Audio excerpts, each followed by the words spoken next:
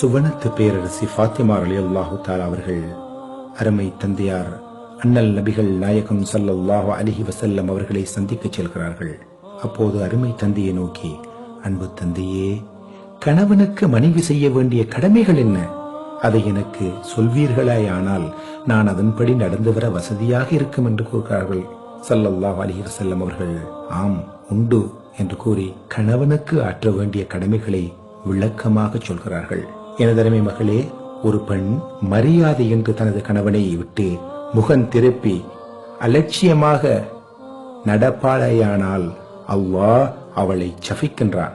7 வானங்களின் வாசல்களும் அவளுக்கு அடைக்கப்பட்டுவிடும். அன்பு ஃபாத்திமாவே, கணவன் அழைக்கும் போது மறுத்துவிட்ட பெண்ணை அவளுடைய இபாதத்துக்களின் நன்மைகளை எல்லாம் கணவனுக்கு கொடுக்கப்படும். அன்று இரவு விடியும் வரை அவளை மலக்குகள் சபித்துக் கொண்டே இருப்பார்கள். எனதருமை மகளே, ஒரு பெண் தனது கணவனை பார்த்து, உன்னால் நான் எந்த பலனையும் அடைந்து கொள்ளவில்லை என்று சொல்வாயானால் அவளுடைய அனைத்து நன்மைகளையும் கணவனுக்கு அல்லாஹு தஆலா கொடுத்து விடுவான். அவளின் உடலில் எத்தனை ரோமங்கள் உள்ளனவோ அந்த எண்ணிக்கை அளவு பாவங்களை அவன் மீது அல்லாஹ் சுமத்தி விடுவான். அல்லாஹ் அந்த பெண் தௌபா செய்து கணவனை திருப்திப்படுத்தி சமாதானம் செய்யாத வரையில் சுவனம் போக மாட்டாள் என்று கூறுகிறார்கள். எனதருமை மகளே, ஒரு பெண் தனது கணவனுடைய வார்த்தையை மீறி நடந்தால் அல்லாஹ் அப்பெண்ணின் தொழுகை, நோன்பு போன்ற வணக்கங்களை ஏற்றுக்கொள்ள மாட்டான். ரிஸ்குடைய வாசகம் அடைக்கப்பட்டுவிடும். கணவனின் பொருத்தம் இல்லாமல் இறந்து விட்டால் அவள் நரகத்துக்கு போய் சேர்ந்து விடுவாள் என்று கூறுகிறார்கள். இன்னும் கூறுகிறார்கள், ஃபாத்திமாவே, எனது இரல் குலை துண்டே, ஒரு பெண் தன் கணவனுடைய உத்தரவின்றி வீட்டை விட்டு வெளியேறினாள். அவள் எடுத்து வைக்கும் ஒவ்வொரு அடியின் இடையில் உள்ள மணல், கல், சூரியன், சந்திரன், நட்சத்திரம் போன்ற அனைத்து படைப்புகளும் அவளை சபித்துக் கொண்டே இருக்கும். ஃபாத்திமாவே, ஒரு பெண் தனது கணவனுக்கு தொல்லை, துயரம், கஷ்டம் கொடுத்தால் அல்லாஹ் அப்பெண்ணை சபிக்கிறான். அவளுடைய எந்த வணக்கங்களும் வானலோகத்துக்கு உயர்த்தப்படுவதில்லை. என் அருமை மகளே, ஒரு பெண் தனது கணவனை பார்த்து, நீ எனது சொத்துக்களை தின்று விட்டாய், நான் வாங்கி தந்த துணிகளைத்தான் உடுத்தினாய் என்று கோபமாக சொன்னால் அவள் ஒருபோதும் சுவர்க்கம் போக மாட்டாள். தனது சொத்துக்கள் அனைத்தையும் கணவனுக்காக அர்ப்பணித்து விட்ட போதிலும் அவள் ஒரு துரும்பை கூட கொடுத்தவளாக மாட்டாள். அவளை கணவன் புரிந்து கொள்ளும் வரையில் அவளுடைய துவாக்களும் ஒப்புக்கொள்ளப்படுவதில்லை. எனதருமை மகளே, ஒரு பெண் தீய கடும் வார்த்தைகளை கொண்டு தனது கணவனை திட்டினால் உலகத்தில் உள்ள மண் துகள்கள் எண்ணிக்கை அளவு பாவங்கள் அவள் மீது எழுதும்படி அல்லாஹ் மலக்குகளுக்கு கட்டளையிடுகிறான். மேலும் அவளுடைய எந்த வணக்கத்தின் மூலமும் துவாவை அல்லாஹ் ஏற்றுக்கொள்ள மாட்டான். வானத்தில் உள்ள மலக்குகள் எல்லாம் அவளை நயவஞ்சக என்று கூறுவார்கள். நரகத்தில் அவளுக்கு வேதனை தொடர்ந்து கொண்டே இருக்கும். ஃபாத்திமாவே, ஒரு பெண் தனது கணவனுக்கு ஆயுள் முழுவதும் இரவும் பகலும் தொடர்ச்சியாக பணிவிடை செய்தாலும் அது குறைவானதேயாகும். ஆனால் அவள் அல்லாஹ்வின் அருளை கண்டிப்பாக பெற்றுக்கொள்வாள். ஃபாத்திமாவே, கணவனுக்கு ருக்கூ, சுஜூது தவிர மற்ற எல்லா வகையான பணிவிடைகளும் செய்ய வேண்டும் என கட்டளை வந்திருக்கிறது.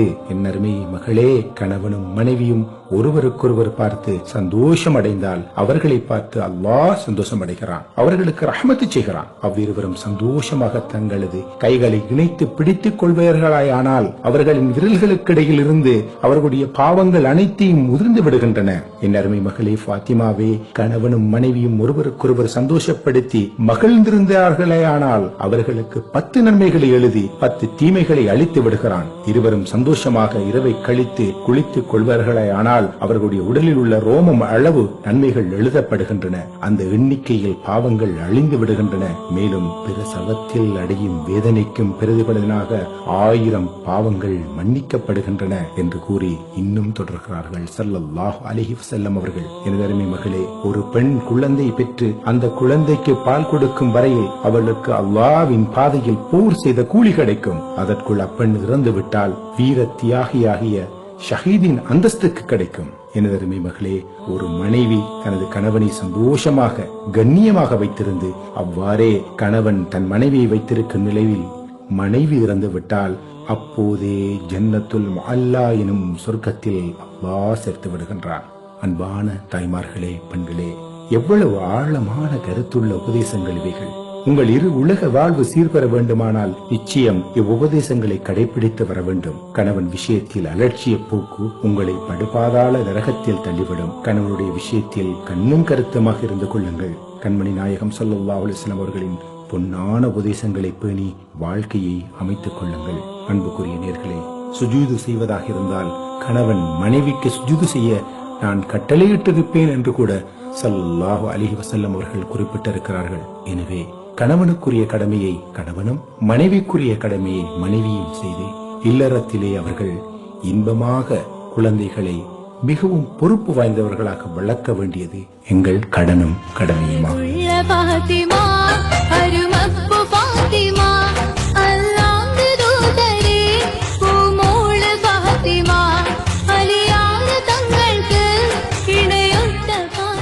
ஹஸரத் அலியும் கர்ரமல்லாஹு வஜ்ஹுல் கரீம் அவர்களும் இன்னும் சில நபித்தோழர்களும் பாதையில் நின்று பேசிக் கொண்டிருந்தார்கள். அப்பொழுது கூன் விழுந்த வயதான கிழவி ஒருத்தி தன்னை முழுமையாக துப்பட்டியினால் மறைத்துக் கொண்டு கையில் தடியுடன் கூனி கூனி தள்ளாடி நடந்து போனாள். அக்கிழவியை கண்ட நபித்தோழர்கள் அனுதாபப்பட்டு ஒருவருக்கொருவர் பேசிக் கொண்டார்கள். அவருக்கு 80 வயது இருக்கும் என்றார் ஒருவர், மற்றொருவர் 120 வயது இருக்கும் என்றார், இன்னொருவர் சரியாக 100 வயது இருக்கும் என்றார். இவ்வாறு அவர்களுக்கிடையே உரையாடல் நடந்து கொண்டிருக்கின்ற வேளையில் நபித்தோழர்களுக்கு மத்தியில் நடந்து கொண்டிருக்கும் போது ஒரு அதிர்ச்சி. அக்குடுகுடு கிளவி ஹஸரத் அலியின் கர்ரமல்லாஹு வஜ்ஹுல் கரீம் அவர்களின் வீட்டுக்குள் நுழைந்தார்கள். இதை கண்ட அலி ரலியல்லாஹு தஆலா அவர்களும் ஓடோடி வந்தார்கள். ஏதும் தேவை இருக்கலாம், அதை நாம் எப்படியும் நிறைவேற்றி கொடுக்க வேண்டும் என்ற தூய எண்ணத்தில் வீட்டுக்குள் நுழைந்து பார்த்தபோது அங்கு சையீதா ஃபாத்திமா ரலியல்லாஹு தஆலா அன்ஹா அவர்கள் மட்டும்தான் இருக்கிறார்கள். அந்த குடுகுடு கிழவியை காணோம். வீட்டில் அங்குமிங்கும் தேடுகிறார்கள். ஃபாத்திமா ரலியல்லாஹு தஆலா அவர்கள் சலாம் கூறி தனது அன்பு கணவரை வரவேற்கிறார்கள். அலி ரலியல்லாஹு தஆலா அவர்கள், எனது அன்பு மனைவியே, இங்கு வயதான ஒரு கிழமாறு வந்தார்களே, அவர்கள் இங்கே என்று பதட்டத்துடன் கேட்கிறார்கள். புன்முறுவல் பூத்த முகத்தோடு ஃபாத்திமா ரலியல்லாஹு தஆலா அவர்கள், எனது அன்பு கணவரே, இங்கு வந்த கிழவி வேறு யாரும் அல்ல, உங்கள் அன்பு மனைவியே தான் என்றார்கள். ஆச்சரியத்தோடு மனைவியை பார்த்து கொண்டிருந்த கணவரை அமர வைத்து, எனது அழகை கணவரை தவிர வெளியே யாருக்கும் காட்டக்கூடாது, இதுதான் என் தந்தை சொல்லித் தந்த பாடம், அதற்காகத்தான் கிழவியாக நடித்தேன் என்று புன்பொருவல் பூத்த முகத்தோடு கூறி கணவரை சந்தோஷப்படுத்தினார்கள். இஸ்லாமிய பெண்களே, இச்சம்பவத்தை நாங்கள் மீண்டும் மீண்டும் எமது வாழ்விலே படிப்பணியாக கொண்டு நடக்க வேண்டும். கணவரை தவிர தனது அழகை அந்நிய மனிதன் பார்த்துவிடக் கூடாது. ஒரு பத்தினி பெண் ஒருபோதும் சம்மதிக்க மாட்டாள். கணவன் ரசிக்கின்றானா இல்லையோ, அடுத்தவன் ரசிக்க வேண்டும் என்று மேக்கப் போட்டுக்கொண்டு நாங்கள் எங்களுடைய பெண்மணிகள் எல்லா இடங்களிலும் இருப்பதை காணுகின்ற போது எங்களுக்கு கவலையாக இருக்கிறது. ஸல்லல்லாஹு அலைஹி வஸல்லம் அவர்களுடைய அருமை மகளார், சொர்க்கத்துக்கு சொந்தமான ஃபாத்திமா ரலியல்லாஹு தஆலா அவர்கள் அல்லாஹ்விடம் இவ்வாறு கேட்பார்கள், யா அல்லாஹ், எனது அழகை வெளியிலே காட்டிவிடாதே என்று கேட்பார்கள். நாளை மறுமையிலும் அவர்கள் சொர்க்கத்துக்குள் நுழைகின்ற போதும் கூட, சொர்க்கத்தில் இருக்கின்ற போதும் கூட மற்றவர்கள் அவர்களை காண மாட்டார்கள் என்றுதான் நாங்கள் அறிந்து கொள்கிறோம்.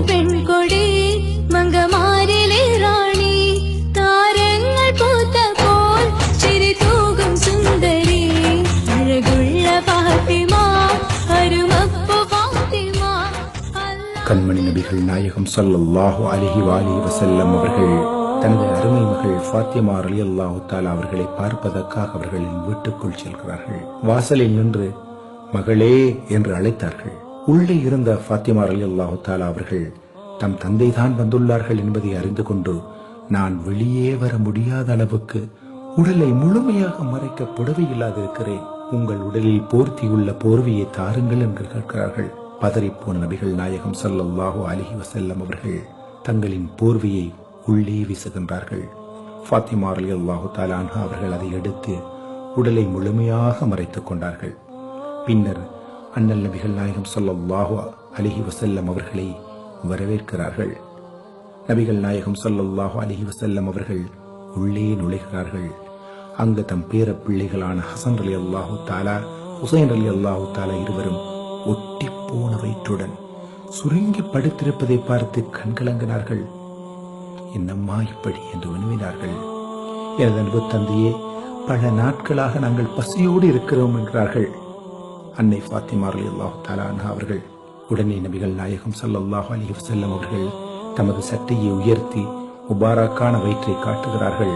அவர்களது வயிற்றில் கற்கள் வைத்து கட்டப்பட்டிருந்தன.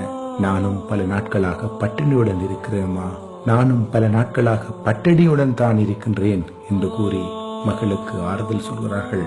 பிறகு தனது முபாரக்கான விரல்களை, அருமை பேரர்களுக்கு முபாரக்கான விரல்களை அவர்களுடைய வாயிலே திணிக்கிறார்கள். அதிலிருந்து பால் வலிந்தோடுகிறது. குழந்தைகள் வயிறார பசிதீர குடிக்கிறார்கள். அன்பான பெண்மணிகளே, உம்மஹாத்துல் முஃமினீன் கதீஜா ரலியல்லாஹு அவர்களின் சொத்துக்களை கணக்கு போட்டு பார்த்தபோது இன்றைய அமெரிக்க டாலர் நிலவரப்படி 800 கோடி டாலருக்கு அதிபதியாக அவர்கள் இருந்துள்ளார்கள் என்பதை வரலாற்றாசிரியர்கள் தெரிவிக்கிறார்கள். செல்வ சீமாட்டியின் வயிற்றில் பிறந்த சீர்மிகு சுவனத்து பேரரசியின் வீட்டில் பசி பசி பசி, உடலில் போர்த்த ஒரு துணி கூட இல்லாத கொடுமை. இப்பொழுது நாங்கள் எங்களுடைய அலுமாரிகளிலே துணி மணிகளை அடுக்கிக் கொண்டு பெருமை பாராட்டுகின்றோம். நாளுக்கொரு உடைகளை அணிந்து கொள்கின்றோம். அதிலே எங்களுடைய நிறம் மங்கிய உடைகளை கூட வீசி விடுகின்றோம். சிந்தித்து பார்க்க வேண்டும். இந்த உம்மத்துக்காக தங்களையே விற்றுவிட்ட அந்த உத்தமிகளை நாங்கள் குறை சொல்ல முடியுமா? அவர்கள் எங்களுக்காக வாழ்ந்தார்கள். அவர்களுடைய புகழை, அவர்களுடைய வாழ்க்கையுடைய படிப்பினைகளை எங்களுடைய வாழ்க்கையில் கொண்டு நடத்த யா அல்லாஹ் எங்களுக்கு கிருபை செய்வாயாக. இத்துடன் இன்றைய நிகழ்ச்சியை நாங்கள் நிறைவுக்கு கொண்டு வருகின்றோம். இன்ஷா அல்லாஹ் நாளையும் சந்திப்போம். தயாரிப்பில் உதவிய ஃபஸ்லுன் மௌலானா, முஹம்மது ரலீம் ஆகியோருடன் விடைபெற்று செல்லும் நான் அஸ்ஸைத் இர்ஃபான் அஹ்மத் மௌலானா. அஸ்ஸலாமு அலைக்கும் வரஹ்மத்துல்லாஹி தஆலா வபரகாத்துஹு.